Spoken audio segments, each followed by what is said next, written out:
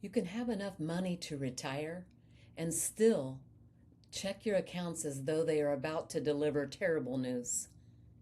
You can have Social Security, a pension, retirement savings, an affordable home, and bills you can comfortably pay, but inside you may still be thinking, what if we run out? If money feels stressful, overwhelming, or just downright emotionally exhausting, let's take control one move at a time. I'm Monica Allen, and I want to be your financial therapist. Saving teaches your brain a very simple rule. More money equals more safety. It's that simple. When you are working, saving another $1,000 feels like progress. Your retirement balance grows, your paycheck continues, and you feel responsible because you are adding instead of subtracting. It feels great. Then retirement arrives. You may no longer be saving at the same rate. You may begin withdrawing money.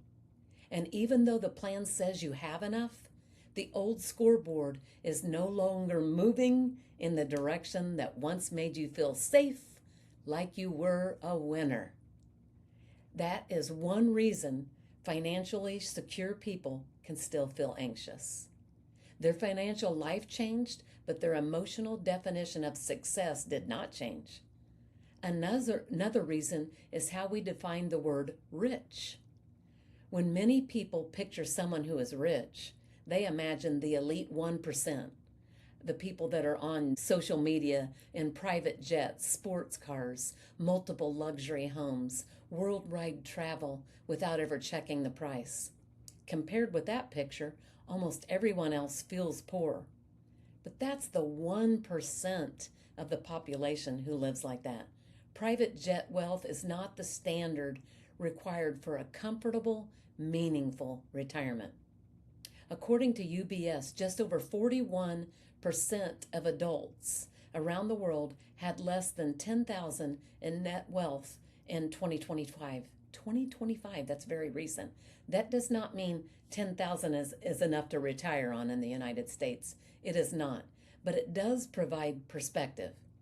If you have dependable income, retirement savings, an affordable place to live, the ability to pay your bills, and choices about how you spend your time, you have resources that a large portion of the world does not have.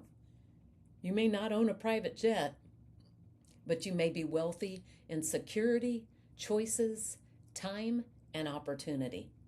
Here are 3 moves that can help your emotions catch up with your financial reality. First, stop using rich as your target. Rich is a comparison word. Enough is a math word. There will always be someone with more money, a bigger house, a newer vehicle, a more expensive vacation. If feeling secure requires you to have more than everyone you see, you will never arrive. Define enough using your own household. How much does your lifestyle cost? How much dependable income do you receive each month? And how much debt do you have? How much do your investments need to provide? That calculation matters more than whether someone else flies privately. Second, identify your financial floor. Your financial floor is the income and resources that protect your basic life. Social Security, a pension, if you're lucky enough to have one, cash reserves, a paid-for or affordable home, insurance, and investments that help fill the gap. Ask this: if the market had a difficult year, could we still pay for housing, food, utilities, insurance, and healthcare? If the answer is yes, acknowledge that. Do not ignore the strength of your foundation because your discretionary spending might occasionally need to change. Third, build evidence that you are okay. Anxiety speaks in vague questions. What if something happens? What if we live too long? That's a weird question, but people ask it. What if the market crashes? A plan answers this with specifics. Here is how much we spend. Here is our dependable income. Here is our emergency reserve. Here is what we would reduce if it was necessary. And here is how long the plan is expected to last. Review those facts regularly because that can give you peace with a capital P. You may not feel completely secure looking at them once, and you shouldn't be. I like to review things at least yearly. Trust develops through repetition. Here's your financial therapy moment. Some people continue trying to accumulate more money because they are asking money to produce a feeling that it cannot guarantee. Another $100,000 may strengthen your plan, but it may not permanently eliminate fear if you have never decided what enough means. At some point, feeling secure requires more than building the plan.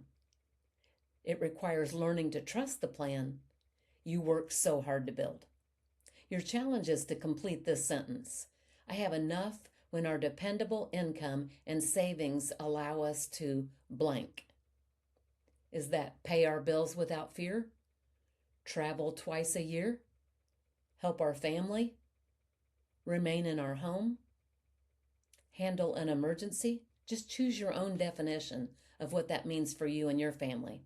Then write down 3 pieces of evidence showing that you are already moving toward or have reached that goal. Tell me in the comments, what would make you feel financially secure? A larger balance? Dependable monthly income? Less debt? Or simply knowing exactly where your money is going? This concludes our August series on why money is so personal. We've talked about spending, saving, relationships, family, generosity, retirement, and the fear that can remain even after you have done many things right. Remember, no matter where you are financially, there's always one more move. Don't just say, I can't do this or I can't do that. Go make one money move today, and I'll see you in the next episode. Have a great day.